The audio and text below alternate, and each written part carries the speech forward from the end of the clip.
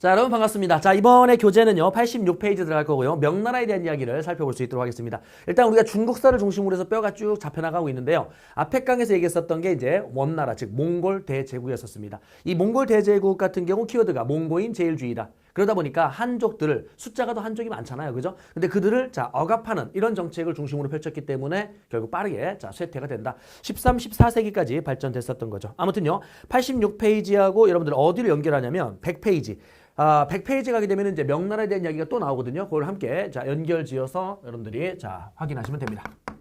자, 페이지는 86페이지. 자, 그리고 100페이지를 참조해. 자, 명나라에 대한 이야기. 이 명나라는 1368년도에 건국이 됩니다. 그렇다면 몇 세기입니까? 예, 여기 있는 14세기에 건국이 되었다라고 할 수 있겠네요.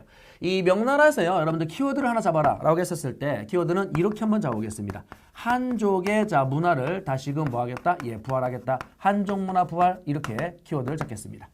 앞에 있었던 원나라 때 이제 한족들의 문화가 다소 어떻게 돼요? 억눌려져 있었거든요. 그런 것들을 다시금 회복하겠다. 이게 이제 키워드다. 왕 이름이 이제 2명 나올 건데요. 자, 홍무제가 있고요. 영락제가 나올 겁니다. 그러면 이 홍무제 같은 경우는 태조 홍무제, 농민 출신입니다. 그래서 농민 출신의 주원장인데 이 주원장이 난징에 도읍지를 두고, 난징에 수도를 두고 뭘 건국했다? 바로 명나라를 건국을 했었던 겁니다. 자, 수도가 어디라는 거? 예, 난징이라는 거 여러분들 꼭 기억을 해 두시기 바라고요. 뒤에요, 여러분들 부록에 가시게 되면 부록에서 페이지 232페이지 요쯤에 가시게 되면 중국의 주요 도시들이 이렇게 쭉 나열되어 있거든요. 거기에 가셔서 난징을 한 번 더 별표하시고 확인해 보시기 바랍니다. 거기 난징에 도읍지를 둔 나라들이 많거든요. 그래서 여러분들 일단 확인하시고요. 아무튼요, 주원장이 난징에 도읍지를 두고 명나라 만들었다. 그런 다음에 어디를요? 베이징을 장악합니다. 베이징을 장악하는데 베이징으로 천도한 건 아니고요. 자, 베이징을 장악했었을 때 이 얘기는 어떤 의미를 가지고 있냐면, 그렇지, 바로 원나라, 몽골 세력들을 북방, 만리장성 이북으로 밀어냈다는 얘기입니다. 원나라 수도가 바로 베이징이었었거든요. 거기를 장악한 겁니다. 두 번째 간다라면 여기 있는 홍무제는 한족 문화를 부활하겠다라고 하면서, 자, 이렇게 한번 가봅시다. 한족 문화를 부활하겠다라고 하면서 성리학의 교육을 강화시킵니다. 자, 성리학을 강조, 이렇게 강조 이럽시다. 그래서요, 백성들에게 생활 규범으로 6가지를 반포했는데 그게 뭐냐면 유교입니다.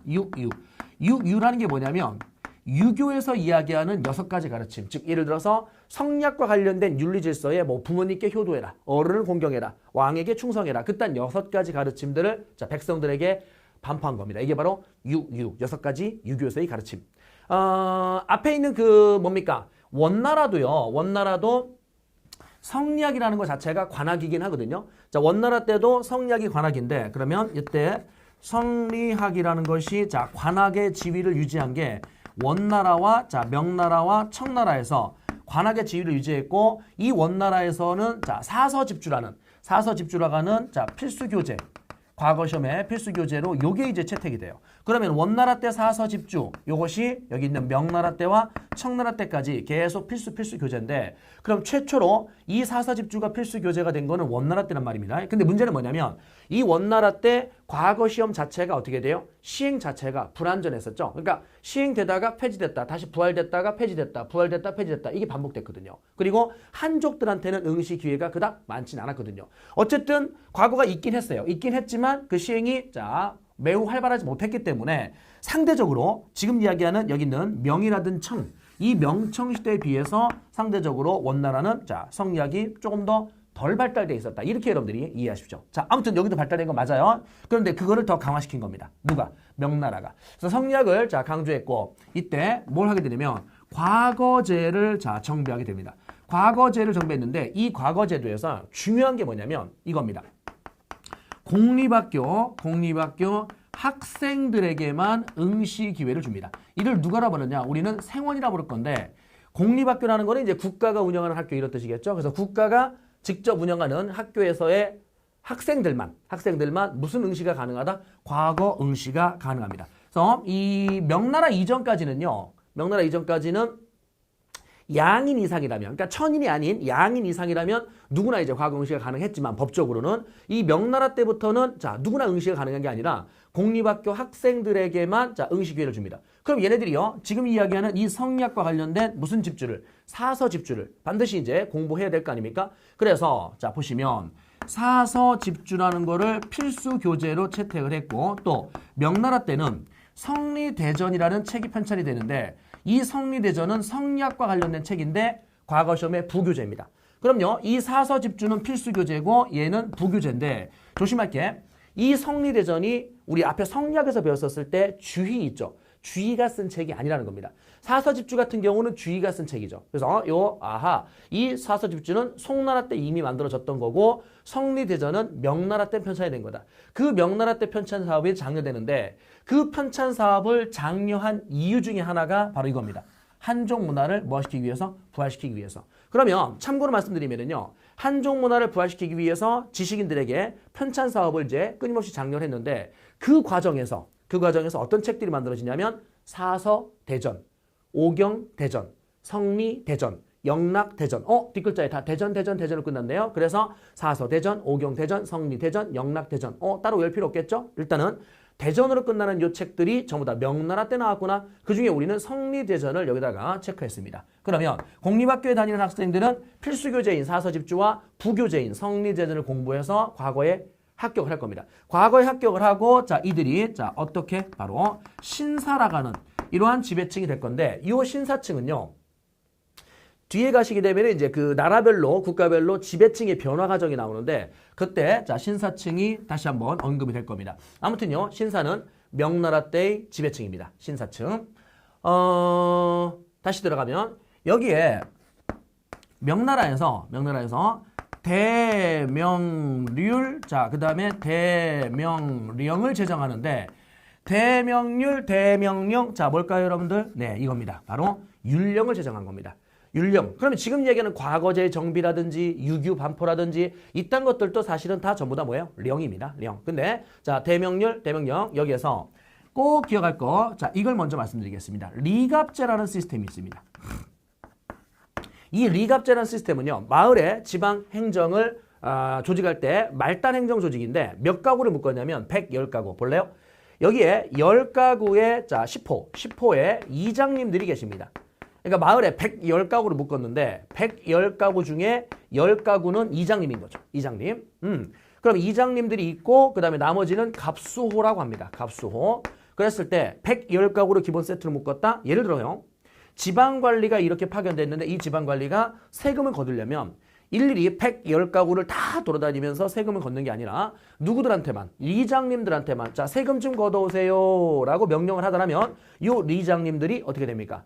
각각의 맡은 집 몇 집씩? 그렇죠. 10집씩 담당하면 되는 거 아닙니까? 그래서 10집씩 돌아다니면서 세금을 걷어오는 거죠. 거둔 세금을 자 이렇게 올리면 자 왕한테까지 올라가는 이런 시스템. 이게 바로 리갑제입니다. 자 이때 이장님과 갑수호 뭐라고요? 리갑제. 됐죠? 아주 중요합니다. 그러면 리갑제가 기본적으로 담당하는 역할이 뭐냐면 리갑제는 여기에 있는 조세징수의 역할을 리갑제의 시스템을 통해서 합니다. 그 다음에요. 자 풍속을 바로잡는 풍속 교화의 기능도 있습니다. 자 일단 자, 풍속을 바로잡는 이런 역할도 리갑제의 시스템을 통해서 했고요. 치안 활동, 치안 유지 이런 활동도 리갑제를 통해서 합니다. 그럼 리갑제는 향촌 사회의 말단 행정 시스템이라고 할 수 있는데 이들이 이런 걸 하는 겁니다. 이런 거를. 그런데 문제가 생겼습니다. 어떤 문제가 생겼냐면 시간이 지남에 따라서요. 시간이 지남에 따라서 이 풍속을 교화할 때 예를 들어 이런 거죠. 어른을 공경해란 말이야. 이런 거잖아요. 그 중앙정부에서 아까 뭘 반포했습니까? 유교를 반포했잖아요. 그러니까 부모님께 효도해라 이런 가르침을 반포했는데 백성들의 입장에서는 사실은 왕이 이런 걸 발표해봤자 한 귀로 듣고 한 귀로 흘리죠. 그러니까 여러분들이 교장 티처가 예를 들어 자 아침 조회를 하는데 어떻게 합니까? 방송으로 조회한다고 생각해 보십시오. 강의실에서 여러분들 자 그 교장님 말씀을 귀담아 듣습니까? 아니죠. 다 딴짓하고 있죠. 그러니까 한 귀로 듣고 한 귀로 흘린다는 겁니다. 그럼 결국은 중앙정부의 왕이 이런 걸 발표했지만 백성들의 입장에서는 어떻습니까? 백성들의 입장에서는 먹고 사는 게 급급하거든요. 어이구 그게 뭐가 중요한데? 자 당장 오늘이 생계가 더 중요하다. 그러니까 이제 이런 것들을 귀담아 듣지 않죠. 그러니까 리갑제라는 시스템을 통해서 백성들을 자 이렇게 어떻게 돼요? 교화시키는 겁니다. 부모님께 효도하란 말이야. 어른을 공경하란 말이야. 이렇게 이제 이들을 활용했었던 겁니다. 리갑제의 시스템. 근데 문제는 또 이 리갑제에서 아까 봤듯이 농촌에 있는 그냥 110가구를 기본 세트로 묶었을 때 10가구가 이장님인데 그 이장님들이 누가 되는 거냐면 글 좀 읽을 줄 알고 나이가 좀 많은 그런 사람들이 이제 주로 리장님의 역할을 한단 말이에요. 근데 일반 농민들이요. 나중에 어떻게 됩니까? 계속 잔소리하니까 짜증이 나는 겁니다. 야, 너 뭔데? 야, 너 나하고 똑같은 그냥 농민 아니야? 근데 네가 나한테 왜 갑질을 하려고 그래? 네가 왜 잔소리 하는데? 라고 하면서 그들이 말을 잘 안 듣는 겁니다. 그러니까 시간이 지나면서 이 리갑제의 기능이 점차 약해져요. 약해졌을 때 여기에 있는 국가는 누구를 이용하기 시작하냐면 신사. 이 신사라고 하는 아이들을 여기에 얘들을 이용합니다. 그래서 이들이 조세징수와 풍속교와 치안유지 역할 얘들을 통해서 하는데 그럼 다시 우리가 신사층에 대한 이야기를 마무리를 지어야 되는데 중국의 집권 세력의 변화. 뒤에 교재에 가게 되면은 집권 세력의 변화가 있을 겁니다. 중국 집권 세력의 변화를 가시게 되면 일단은요. 한나라 때 호족입니다. 한나라 때 호족이고요. 위진남북조 시대. 위진남북조 시대에는 누가 있었냐면 여기에서는 문벌귀족이었었죠. 문벌귀족. 그 다음에 수나라 때 그리고 당나라 때도 문벌귀족이었었습니다. 송나라 때 가니까 누구였었습니까? 사대부였었죠. 그 다음에 원나라 때 가니까 몽고인 제일주의입니다. 몽고인 제일주의. 그리고 명나라 때로 왔어요. 얘가 신사층이죠. 근데요. 여기 명나라 다음에 청나라인데 이 청나라와 원나라의 공통점이 뭐냐면 중국 전체를 차지한 정복왕조거든요. 얘들은 그 몽고족이고 얘들은 만주족이에요. 여진족, 만주족. 그랬을 때 얘네들이 빠르게 망한 이유를 얘는 알고 있단 말입니다. 왜 그랬습니까? 몽고인 제일주의, 즉 한족들을 지나치게 억압만 했기 때문에 빠르게 망했다. 그래 결국 이 청나라는요. 여기 있는 명나라의 행정제도를 그대로 계승합니다. 명나라 행정제도를. 그렇기 때문에 명청시대의 집권층은 같습니다. 바로 누구라고요? 신사. 이게 바로 중국의 시대별 집권 세력의 변화입니다. 왕조별 여러분들 집권 세력의 변화 확인하시는데 중요한 거는 얘가 여러분들 어떻게 집권 세력이 됐냐는 겁니다. 바로 이걸 통해서 무슨 선제? 향거리 선제를 통해서. 얘는 어떻게 해서 중앙 집권의 권력에 올라가게 됐냐면 바로 구품 중정제에 의해서. 그럼 여러분 얘는요. 그렇죠. 바로 과거제가 있었죠. 그런데 이 과거제도가 처음 수나라 때 시행됐으나 한계점이 있었습니다. 과거 시험은 하나의 그냥 예비시험에 불과했었던 겁니다. 그럼 예비시험에 불과했다. 실질적 합격은 뭐를 통해서 합격을 했습니까? 면접을 통해서 합격을 했죠. 그러다 보니까 기존에 귀족 가문들의 아들들만 가산점을 받아서 문벌귀족이 여전히 집권 세력이 됩니다. 그걸 보완한 게 송나라 때 과거제도에다가 뭘 추가한 거죠? 그렇지. 바로 전시를 추가합니다. 이 전시가 추가됨으로써 철저하게 능력을 인정받은 바로 사대부가 집권하게 됐고 그 이후에 원나라는 몽고인 제일주의. 그럼 몽고인 제일주의 정책을 펼쳤기 때문에 앞에 있었던 사대부들은 다 몰락할 겁니다. 됐죠? 그랬다가 명나라 키워드가 뭐라고 그랬죠? 한족문화 부활. 그럼 한족문화 부활이니까 누구들을? 그렇지. 여기 있는 사대부들을 다시금 이렇게 불러내야 될 거 아닙니까? 그죠? 그랬을 때 쌤 사대부하고 신사 같은 겁니까? 근데 명칭이 왜 다르죠? 이 신사에 대한 이야기를 지금부터 사대부와 비교를 해드리겠습니다. 칠판 요거는 지웁니다. 요거 여러분들 꼭 기억하셔야 돼요. 사대부와 신사 차이점이 뭐냐? 일단은 사대부는요. 사대부는 송나라 때 집권 세력입니다. 그 다음에 신사층은요. 신사층은 명나라 때 그리고 청나라 때의 집권층입니다. 공통점은 일단 둘 다 과거를 통해 올라갔다는 거고 그 과거에서 과거에 합격한 당사자. 그들이 사대부입니다.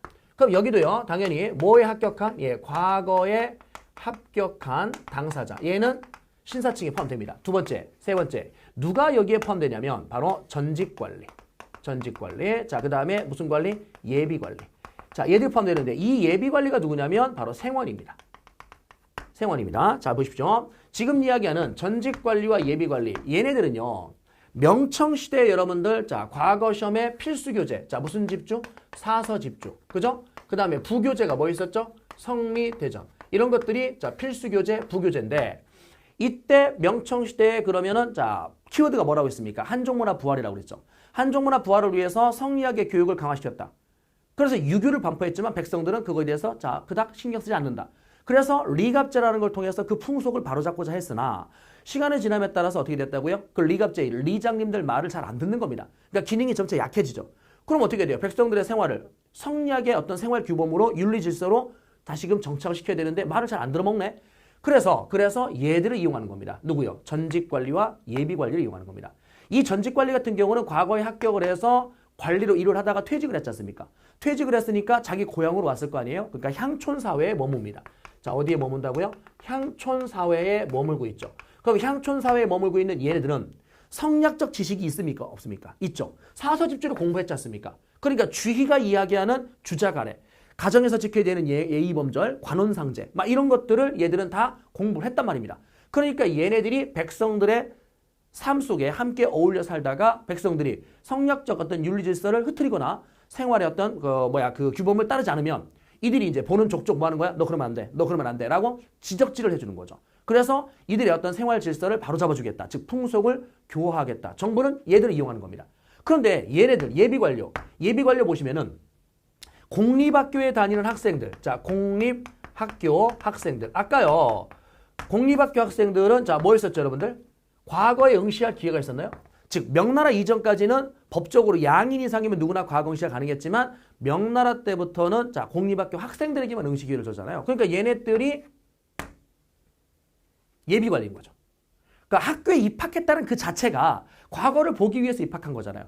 그러니까 얘들이 나중에 합격을 했든 안 했든 그건 나중 문제고 일단 공립학교 학생이 됐다는 그 자체만으로도 얘는 관료가 되고자 하는 의지가 있는 거잖아. 왜? 과거는 공립학교 학생들만 보니까. 그러니까 얘네들도 지금 연락에 뭘 공부합니까? 사서집주와 그 다음에 성리제를 연락에 공부하고 있죠. 그 얘네들의 머릿속에도 자 어떤 거예요? 성리학적 지식이 있죠. 그 얘들은 아직도 어디에서요? 과거에 최종 합격한 게 아니기 때문에 향촌사에 머물고 있죠. 그러면은 여기 있는 이 둘은 즉 전직관리나 예비관리 이들은 어느 사회에 머물고 있다? 향촌 사회에 머물고 있죠. 그래서 이 향촌 사회에서 아까 왕이 성리학의 어떤 문화를 즉 한족 문화를 다시금 정착시키기 위해서 유교를 반포한다든지 리갑제의 시스템을 이용했지만 그 리갑제의 시스템이 점차 약해지니까 얘네들을 이용하는 겁니다. 그래서 얘네들은 하나의 특권층, 바로 명청시대의 지배층으로 포함시켜주는 겁니다. 그럼 얘들이 향촌사회에서 뭘 담당하는 겁니까? 향촌사회에서 그렇죠. 이걸 담당하는 거죠. 조세징수 담당합니다. 리갑제가 했었던 기능을 얘들이 똑같이 한다고 생각하시면 돼요. 그 다음에 뭐합니까? 풍속을 바로잡죠. 풍속을 교화합니다. 자, 그리고요. 여기에 치안을 유지합니다. 치안 유지. 이런 활동을 한다는 거예요. 그랬을 때 여기 있는 치안을 유지하기 위해서 얘들이 일종의 뭘 가지고 있다고요? 방범순찰대 같은 걸 가지고 있습니다. 그럼 얘들이 가지고 있는 그 방범순찰대를 자 우리는 뭐라 부를 거냐면 향룡이라고 부른다는 겁니다. 향룡. 그럼 신사층들이 가지고 있는 지방의 방범순찰대 그게 뭐라고요? 향룡입니다. 치안유지, 범죄 예방을 위해서 만든 일종의 순찰대. 이거야. 그러면 이 향룡이라는 단어가 나중에 언제 나오냐면 청나라 말기에 태평천국운동. 이 태평천국운동이라는 운동을 진압하는 과정에서 이홍장, 증국번 이런 사람들이 향룡이라는 군대를 이끌고 가서 그걸 진압하거든요. 그래서 향룡이라는 거는 신사층들이 가지고 있는 치안 유지를 위해서 만든 하나의 방범순찰대다. 이렇게 기억하시면 되고 다시 마무리하면 송나라 때의 사대부와 명청시대 신사층의 차이점은 자 요겁니다.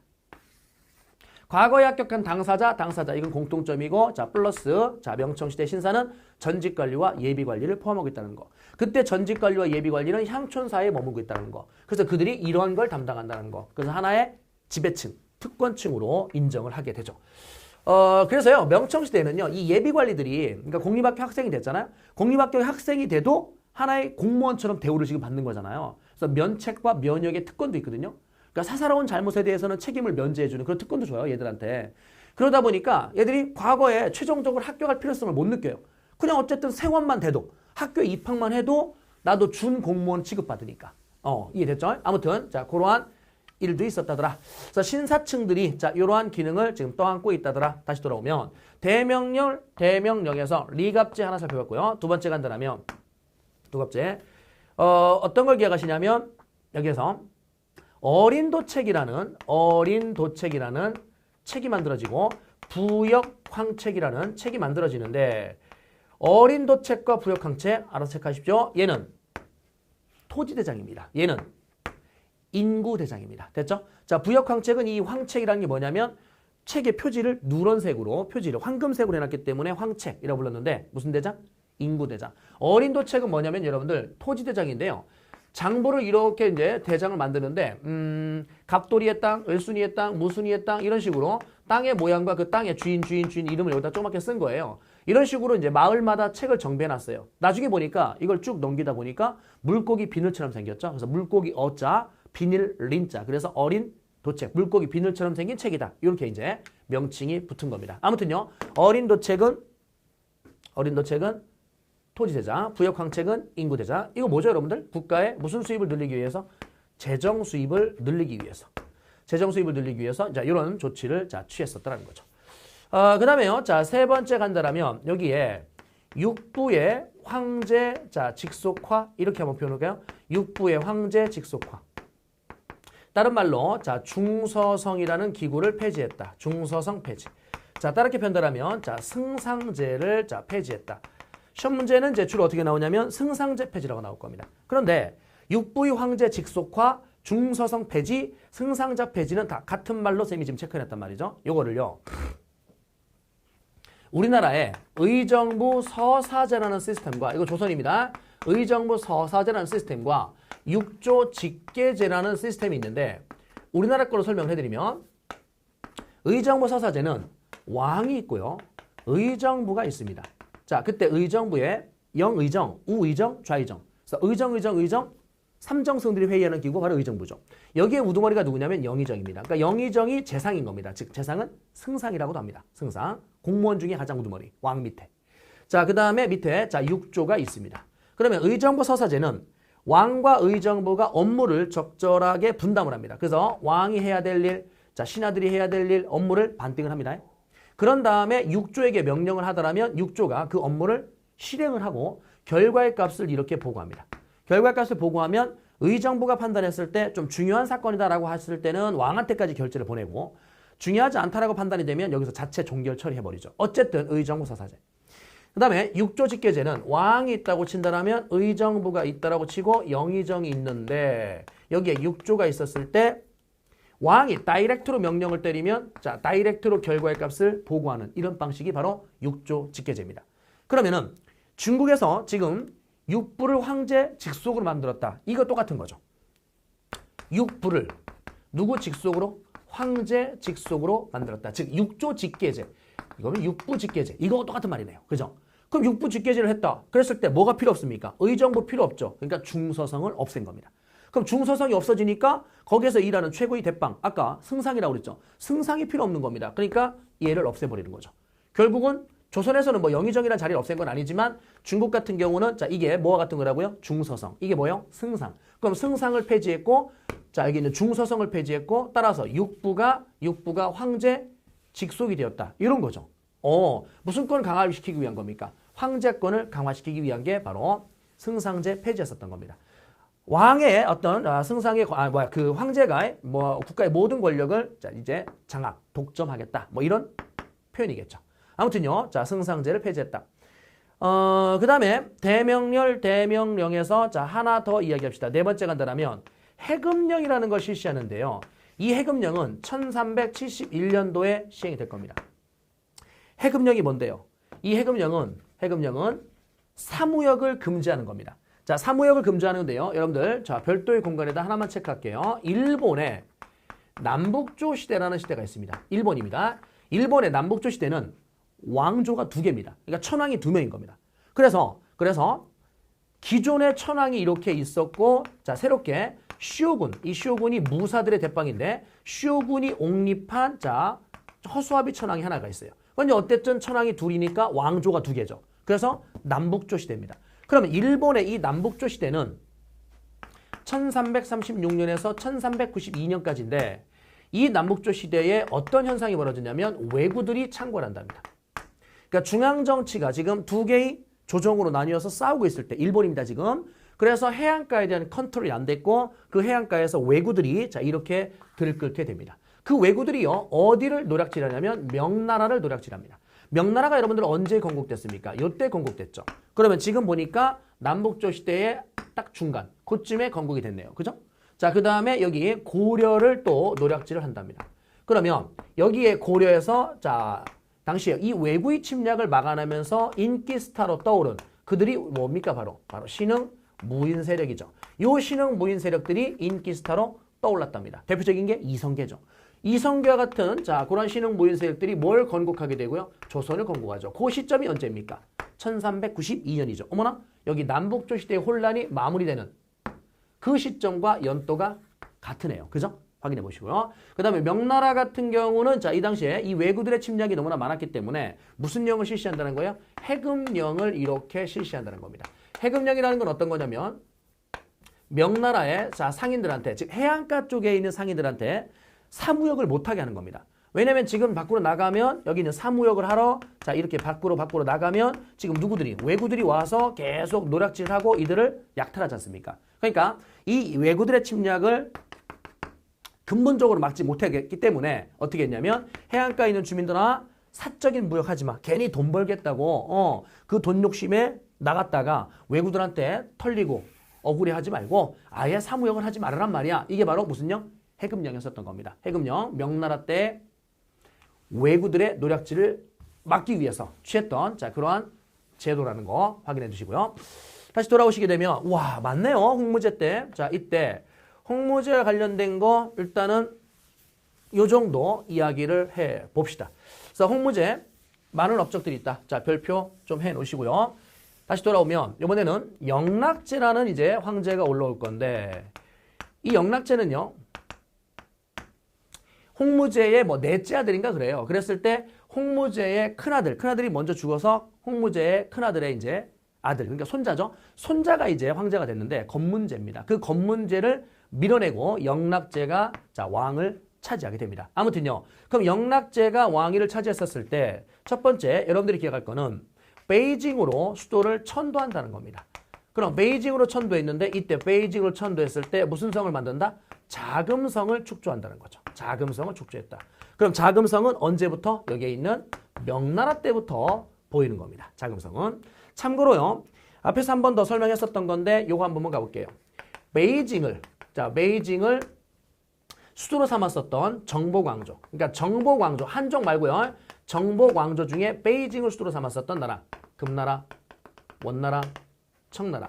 청나라는 여기를 연경이라 불렀고요. 여기는 대도라 불렀고요. 여기는 중도라고 불렀습니다. 그때 대도라 불렀다. 요거 졸라 중요합니다. 자, 그 다음에 연경이라 불렀다. 그런데 요 사이에서 지금 명나라가 있는 거 아닙니까? 그래서 명나라는 건국될 때는 어디입니까? 수도가? 난징이죠.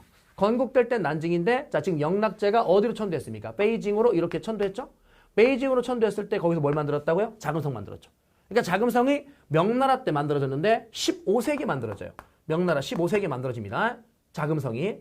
그러면 이 앞에 있는 그렇지. 바로 원나라 때는 혹은 금나라 때는 무슨 성이 보이면 안 된다는 거예요? 자금성이 보이면 안 되죠. 그러니까 청나라는 자금성이 보일 수 있어요. 하지만 원나라와 그 앞에 있는 금나라는 자금성이 없습니다. 자, 명나라 때 몇 세기냐? 15세기에 자, 자금성이 만들어졌고요. 두 번째 간다면 이 영락제는 또 뭘 하게 됐냐면 내각대학사라는 걸 설치해요. 이 내각대학사라는 기구를 설치했는데 얘는 뭐 하는 기구냐면 황제의 일종의 자문기구 같은 겁니다. 그러니까 황제 옆에 앉아서 황제의 어떤 그 업무를 집행할 때 보조 역할을 해주는. 자, 그게 이제 유능한 학자 내각대학사인데 왜 이런 대학사를 설치했냐면 앞에 있는 이 홍무제가 뭐 했었죠? 육부를 황제 직속으로 바꿔버렸죠. 그래서 육조 직계제와 같은 그런 시스템을 만들었잖아요. 승상제를 폐지했잖아요. 그럼 승상제를 폐지했기 때문에 자, 여러분들 예를 들어서 뭐 학원으로 친다라면 뭡니까? 교장 티처가 황제라면 그 밑에 교감 티처 둘이 업무를 분담하면 되는데 그 교감 티처를 잘라버린 거거든요. 혹은 여러분들 학교로 학원으로 친다라면 자, 원장님이 계신데 자, 부원장이 없어진 거예요. 그럼 원장님이 모든 업무를 다 떠나야 될 거 아닙니까? 그죠? 그래서 원장님이 의욕이 넘치고 능력이 있다라면 문제가 안 되는데 여기 있는 이 원장님들이 혹은 교장 티처가 너무나 나이가 많거나 아니면 병약하거나 너무나 어리거나 이랬을 경우에는 그 국가의 모든 업무를 다 떠나야 되는데 자, 이것들이 과부하 현상이 나타나는 겁니다. 이해돼요? 그래서 분명히 홍무제가 자, 중서성을 폐지했다, 승상제를 폐지했다. 이거는 황제권 강화를 위해서 지금 폐지한 건 맞다는 말입니다. 그런데 시간의 지남에 따라서 다시금 어떤 현상이 나타난다고요? 황제의 업무가 지나치게 과부하되는 그런 현상이 벌어진다는 거죠. 그래서 그걸 보완하기 위해서 내각대학사라는 걸 이렇게 설치했었던 겁니다. 세 번째 가면 이 영락제 때요. 몽고고원에 대한 원정을 갑니다. 자, 몽고고원에 대한 원정을 갔다. 당시에 몽고고원에는 누가 있었냐면 오이라트족, 타타르족 이런 애들이 있었는데 그네들을 자, 원정을 갔다 왔었던 게 바로 영락제 때의 모습이라 할 수 있겠고요. 네 번째. 영락제는 여기 있는 일본, 자, 무로마치 막부. 이 무로마치 막부에게 책봉을 해줍니다. 자, 무로마치 막부에게 책봉을 해줍니다. 책봉을 했고, 이들과의 무슨 무역을 허용해 주냐면, 감합무역이라는 거를 허용해 줍니다. 그래서 이 감합무역이라는 거는 15세기, 자, 15세기, 그래서 16세기, 자, 중반까지, 자, 이어지는데, 일본에 아까 남북주의 혼란이 있었잖아요. 그 남북주의 혼란에서 1392년도에 3대 쇼군이었었던 아시카가 요시미츠. 그 아시카가 요시미츠가 결국은 이겨요. 그럼 쇼군이 이겼으니까, 자, 새롭게 옹립한 허수아비 천황과 함께 쇼군이 이긴 거죠. 그러니까 오리지널 천황은 이제 밀려난 겁니다. 그래서 어쨌든 남북주의 혼란은 통일이 됐습니다. 그때 여기 있는 이 3대 쇼군, 자, 아시카가 요시미츠가 명나라한테 선물을 보냅니다. 조공을 보내요. 왜요? 미안합니다. 우리 정치적으로 혼란스러웠었는데요. 그 틈바구니에서 해적들이 많이 거기를 털었다면서요. 정말 미안해요. 라고 선물 보냅니다. 그랬더니 영락제가, 야, 그래. 똑바로 해라. 앞으로. 왜구들이 들끓지 않게 똑바로 해. 라고 하면서, 자, 여기 있는 얘를 책봉을 한 겁니다. 일본의 왕으로. 물론 실제 왕이 아니라 쇼군이지만 어쨌든 최고의 우두머리다라는 그런 책봉에 응하게 되죠. 그래서 무로마치 막부의 쇼군이 책봉을 받았는데, 그때 얘가 뭐라고 하냐면, 명나라님, 저기 계속 선물을 드리고 계속 무역을 하고 싶은데, 이게 뭐예요? 조공무역이죠. 선물을 갖다 하나 주고 나올 때 더 많은 걸 사올 수 있는 조공무역. 조공무역을 하고 싶은데 더 가도 되나요? 그랬더니 여기에 있는 명나라 입장에서는 얘가 일본에서 온 조공사절단인지 아니면 조공사절단을 가장한 해적들인지 알 길이 없지 않습니까? 그죠? 그러니까 불안한 거야. 그래서 근데 해도 좋긴 한데, 자, 이렇게 하자. 종이 쪽지를 하나 써줄 테니까 나중에 이거 반장을 들고 와. 그래서 여러분들 종이 쪽지에다가, 자, 자를 대고요. 반장 쭉 찢어가지고 이 조공사절단한테 이 반장을 주는 겁니다. 다음에 올 때 이걸 꼭 가지고 와라잉. 그래서 다음에 올 때 얘들이 이걸 가지고 와서 이쪽 반쪽하고 맞춰보는 거죠. 맞네. 지난번에 그놈들이. 그럼 이게 이제 어떻게 돼요? 조공사절단이 맞구나. 라는 걸 확인할 수 있는 이런 통과 절차. 이게 이제 감합입니다. 자, 그러니까 감합은 쉽게 얘기하면은 조공무역을 할 수 있는 무역 허가증 같은 겁니다. 그래서 이 감합무역이라는 것이 1403년, 그러니까 연도 외우지 말고 15세기 초반에, 자, 발행되기 시작해서 16세기 중반까지, 자, 감합무역이 쭉 이루어지게 되었다. 그러면 당시에 이 감합무역에 의해서 일본은 중국의 어디 항구에 오냐면 닝보라는 항구로 올 겁니다. 알겠죠? 중국 해안가에 닝보라는 해안가에 와서 조공무역을 합니다. 자, 그 다음에 이 영락제는요, 정화라는 환관을 시켜서 남쪽 바다에 대한 남해 원정을 단행하는데, 이 정화의 남해 원정이 1405년에서 1433년, 자, 15세기 초반인데, 여러분들이 기억할 거는 정화라는 환관을 통해서 남쪽 바다의 원정, 신항로 개척 전이라는 거예요. 신항로 개척은요, 그냥 16세기에 완성된다. 16세기 초에 완성된다. 시작된 건 15세기 완전 말부터 시작되거든요. 근데 완성된 시점이 16세기 초니까 신항로 개척은 16세기다. 그런데 얘들은 어떻습니까? 정화의 남해 원정은 15세기 완전 초반이잖아요. 그죠? 그래서 정화의 남해 원정, 이거 신항로 개척 전이라는 걸 일단 확인하시고, 여기서 결론. 영락제는 몇 세기 왕으로 공부하시라고요? 영락제는 15세기 왕으로 공부하시면 됩니다. 됐죠? 15세기 왕으로 공부해라. 그래서 홍무제와 영락제, 자, 이런 정도 일단 이야기를 했고요. 명나라의 키워드가 뭐였었습니까? 한정문화의 부활이었잖아요. 한정문화의 부활. 이건 대내적인 거고요. 대외적인 키워드 하나 더 만들어 드릴게요. 대외적인 키워드는 뭐냐면 북로남해입니다. 이 북로남해의, 자, 침략을 받는데, 이 북로남해라는 게 무슨 뜻이냐면 북쪽의 오랑캐, 남쪽의 왜구들의 침략이다. 이런 거거든요. 북로남해는 14세기에서 16세기까지 내내 벌어집니다.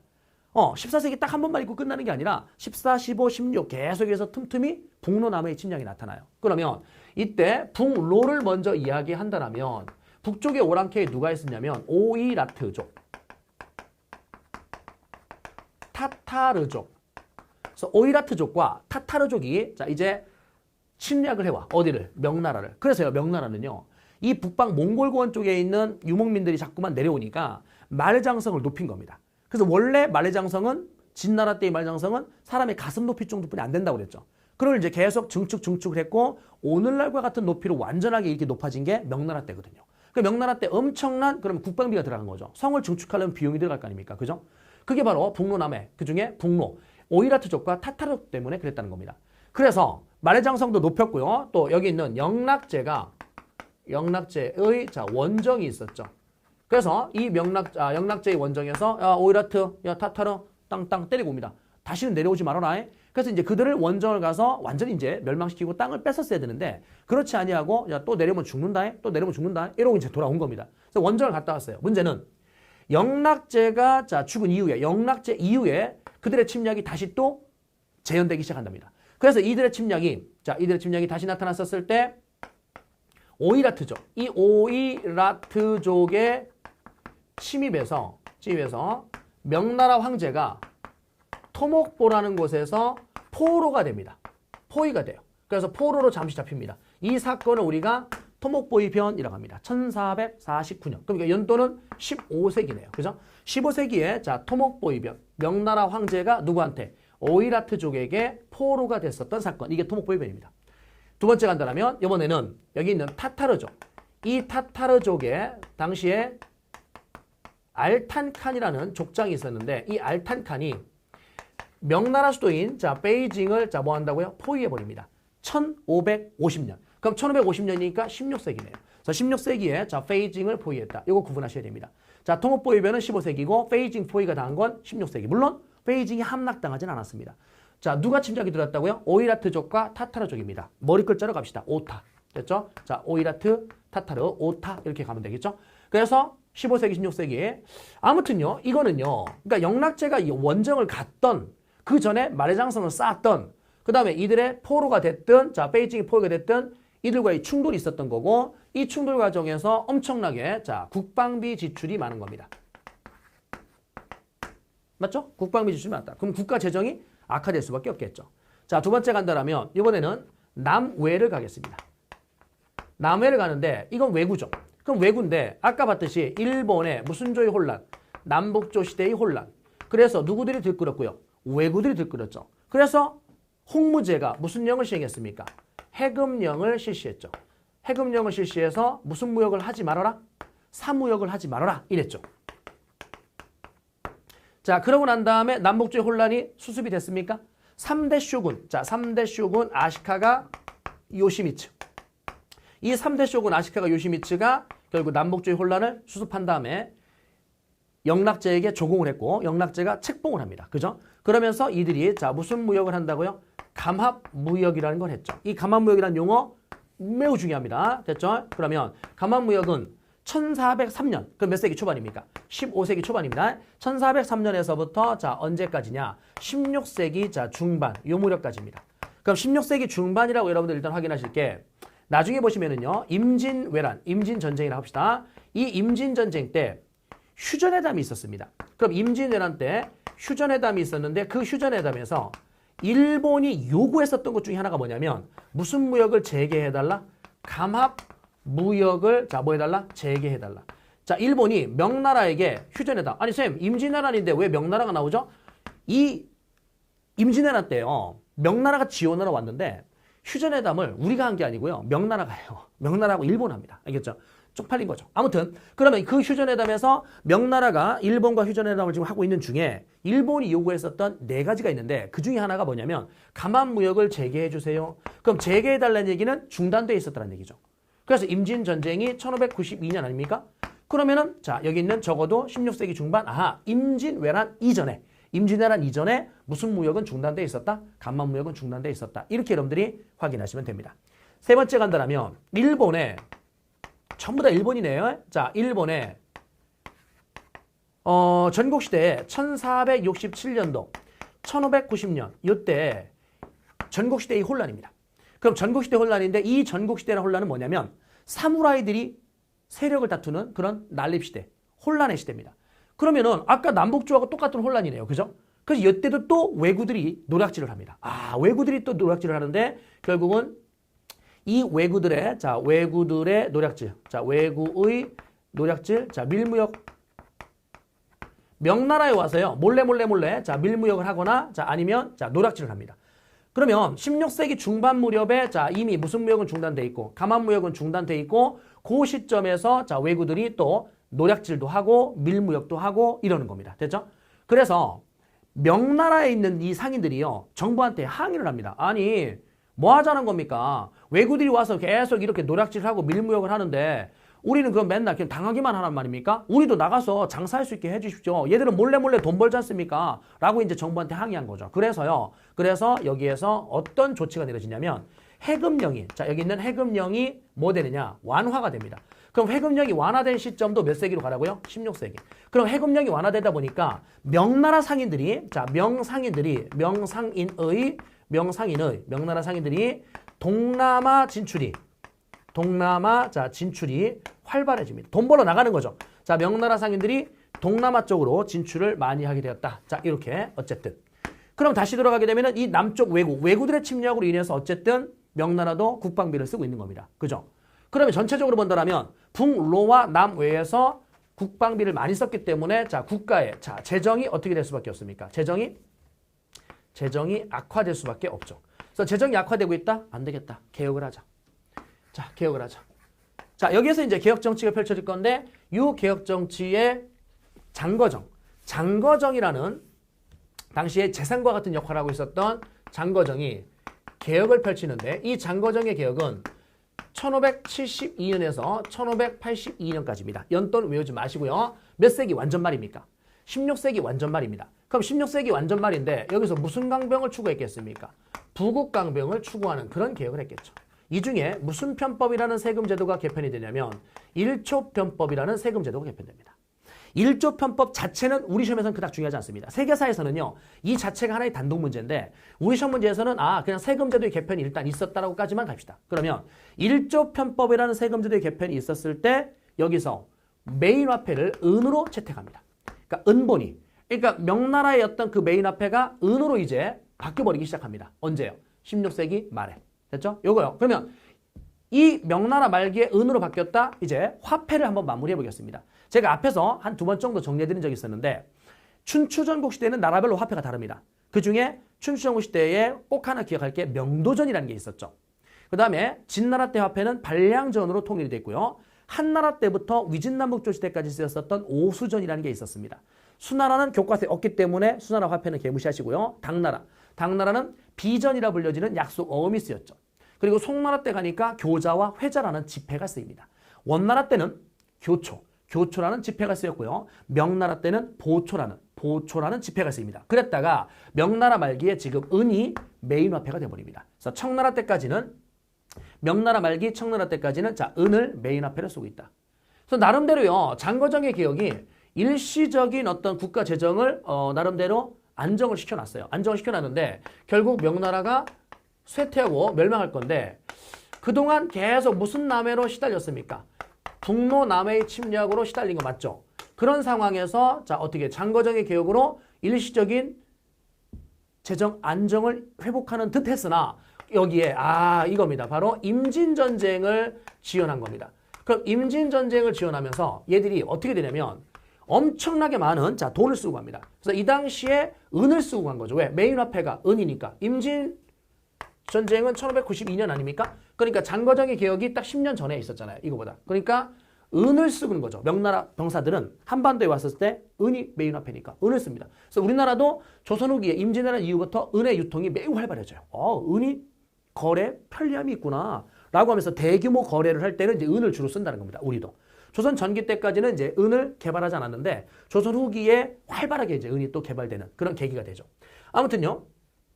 이거로 인해서 명나라는 자, 국력이 자, 급속도로 쇠퇴가 되는데 얘가 국력이 급속도로 쇠퇴가 됐을 때 자, 후금이 건국이 된 겁니다.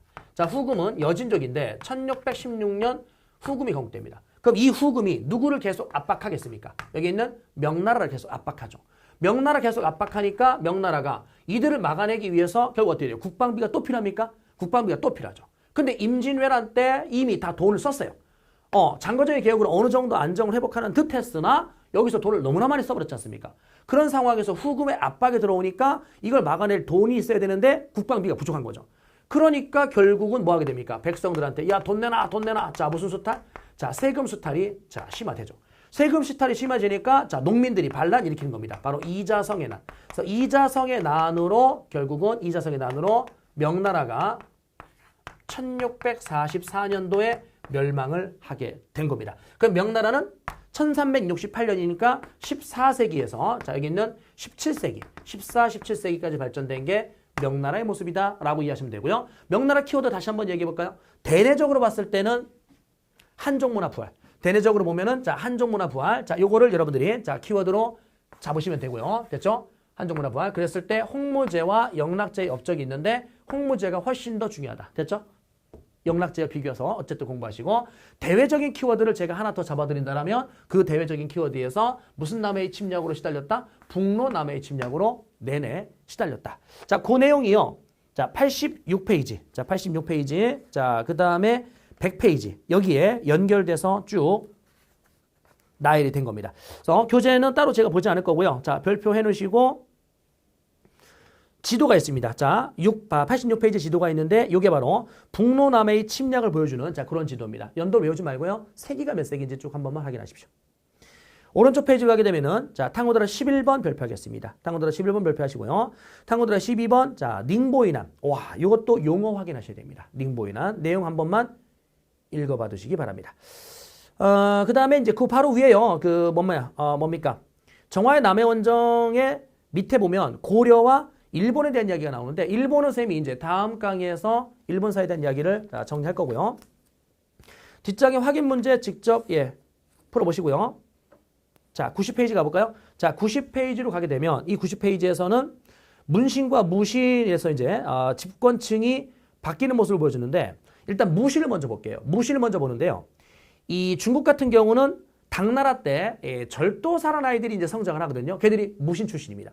그러니까 중국은 무신들이 권력을 잡았었던 게 절도사, 당나라 때. 그러면 당나라가 망하고 몇 대 십국에서 5대 십국에서 절도사들이 또 권력을 잡았죠. 그러니까 중국에서 무신들이 자 정치 주도권을 잡았었던 거는 두 시기라고 보시면 됩니다. 당나라 말기 됐죠? 자 그다음에 자 몇 대 십국 시대? 자 5대 십국 시대. 이때 이제 무신들이 권력을 잡았죠. 자 일본 같은 경우는요. 일본은 우리가 다음 강에서 배우겠지만 막부 정권이라는 게 있어요. 그래서 그 막부 정권에 가마쿠라 막부, 자 그 다음에 무로마치 막부, 마지막에 에도 막부, 자 이런 게 있는데 얘들이 이제 전부 다 무사들입니다. 무신들. 그래서 가마쿠라 막부는 12세기 말이고요. 얘는 자 14세기 초반이고요. 얘는 17세기 초반에 각각 성립된 막부 정권인데 이들이 이제 무신들입니다. 그럼 이제 여기에 자 우리 한국에 대한 이야기를 봐야 되겠네요. 자, 한국에 대한 이야기를 보면 한국에 대한 이야기를 본다면 첫 번째 신라말. 신라말에 여러분들 호족이 있었나요? 네. 그 호족들 중에 견훤. 그 견훤이 무신 출신이거든요. 그죠? 견훤이 자 무신 출신이다. 군인 출신이죠. 자, 그다음에 결국은 이거를 자 다르게 표현한다면 무슨 국시대? 후삼국 시대. 아, 이 후삼국 시대가 10세기거든요. 10세기. 왜냐면 후백제가 만들어진 게 900년이고 후고구려가 만들어진 게 901년이거든요. 그러면은 10세기 후삼국 시대는 여기 있는 중국의 5대 십국 시대. 얘도 10세기거든요. 그러면 다 같이 중국과 한반도에는 10세기에 전반에 무신들이 자 난립하는 그런 혼란이 있었구나. 이렇게 여러분들이 이해하시면 됩니다. 자, 물론 이 호족 중에 무신 출신이 아닌 사람도 물론 있긴 해요. 근데 견훤 같은 사람이 무신 출신이기 때문에 자, 이렇게 정리를 했고요. 두 번째 간다라면 자, 이 고려 시대에 두 개로 나눠서 무신 정권이 있었는데 자, 1270년까지 무신 정권. 요 무신 정권은요. 가마쿠라 막부와 세기가 똑같아요. 이 가마쿠라 막부 같은 경우는 1185년이거든요. 그럼 다 같이 일본과 고려에는 몇 세기 말에? 12세기 말에 무신들이 권력을 잡고 있다. 자, 그리고 여기 있는 고려 말에 이런 애들이 있었죠. 무슨 무인 세력이 있었습니까? 신흥 무인 세력이 있었죠. 언제였었죠? 14세기. 요건 일본의 남북조의 혼란에서 나타났었던 특징입니다. 그래서 왼쪽 페이지는요. 요거에 대한 이야기입니다. 그래서 왼쪽 페이지 자, 각각의 특징 한 번만 찾아보시고요. 오른쪽에 이제 일본도 나와 있는데 요거는 뒤에서 다시 볼 겁니다. 그 밑으로 갑시다. 이제 어디로 가냐면 91쪽. 91쪽 가게 되면 과거제에 대한 이야기. 자, 과거제 기억범위 쪽입니다. 수나라 때 처음 시작됩니다. 그랬다가 청나라 말기 자, 광서신정이라는 개혁정치 때 과거제도가 완전하게 폐지가 될 겁니다. 과거제도는 여러분들 결국은 어떻게 됩니까? 능력 있는 아이들을 선발하겠다 이건데 그 과정에서 학문 발달, 그 다음에 교육의 기관의 발달 이런 것들이 자, 영향을 끼치게 됩니다. 그래서 중국의 과거제는 수나라 때 처음 자, 시행이 되었고 당나라도 그걸 그대로 따라했다. 송나라 과거제도 별표합시다. 송나라 과거제도에서 전시 밑줄 그시고요.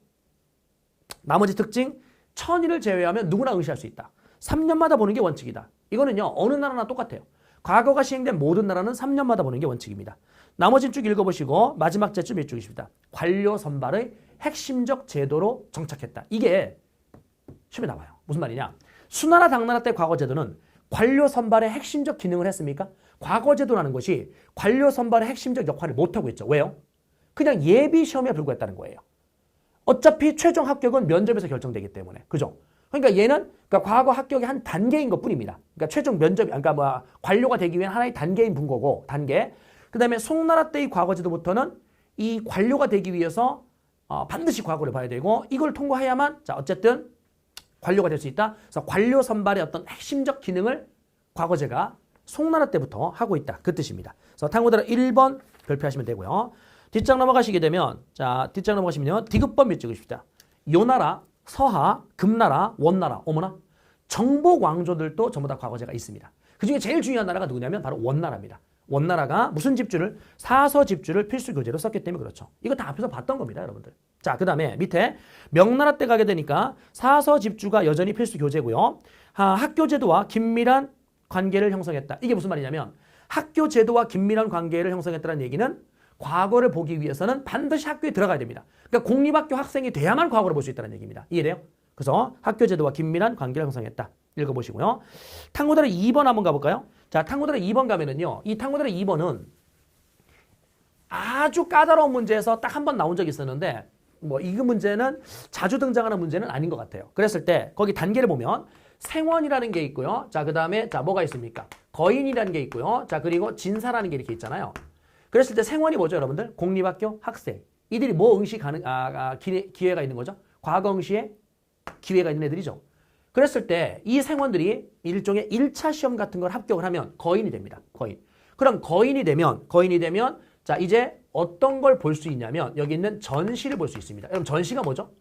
전시란 거는 그렇죠. 여기에 있는 황제 앞에서 보는 시험입니다. 황제가 자 문제를 내고 황제가 채점을 해서 황제가 합격 여부를 결정하는 마지막 관문입니다. 그래서 이 전시라는 걸 통과해야만 진사가 되거든요. 그럼 여기 있는 거인들이 이걸 보는 거죠. 생원들은 다이렉트로 이렇게 볼 수 없어요. 그러니까 생원은 과거 응시의 기회가 있다. 그리고 과거를 봐서 이거에 돼야 되는 겁니다. 어떤 거? 거인이 돼야 되는 겁니다. 그래서 거인이 돼야만 뭘 볼 수 있다고요? 전시를 볼 수 있죠. 그러니까 생원이 다이렉트로 이렇게 전시를 보는 건 아니라는 겁니다. 그래서 생원은 과거 응시의 기회가 있다. 이게 맞는 문장이고요. 그 다음에 생원은 전시를 자 곧바로 응시할 수 있다. 이건 틀린 문장인 겁니다. 생원은 전시를 곧바로 응시할 수 없고 거인이 돼야만 전시를 응시할 수 있다. 그래서 합격이 되면 진사가 되는 겁니다. 그 얘기입니다. 자, 그 다음에 고려의 과거제도는 광종 때 시행됩니다. 광종 때 고개 찍으시고요. 조선의 과거제도에 관료 선발에 어떤 주요 역할을 했고요. 자, 문과, 무과, 잡과가 있네요. 고려를 가볼까요? 고려는 제술과, 명경과, 잡과, 승과가 있네요. 그러면 고려에다가 체크하십시오. 고려는요, 무과가 없습니다. 고려는 무과가 없습니다. 그래서 무신들을 무시합니다. 자, 조선은요, 조선은 문과가 없습니다. 조선은 문과가 없다. 됐죠? 아니요, 미안해요. 자, 조선은 승과가 없어야 되죠. 자, 조선은 승과. 왜냐면 조선이라는 나라는 불교를 억압한 나라이기 때문에. 불교를. 그래서 고려 애들은 문과가 없고, 자, 조선에서는 승과가 없다라는 거, 요 정도. 자, 밑에 탐구대로 3번 조그맣게 발표하시고요. 오른쪽에 가게 되면은, 교육기관의 어떤 그 정비가 나오는데, 시간이, 자, 많이 좀 초과돼서요.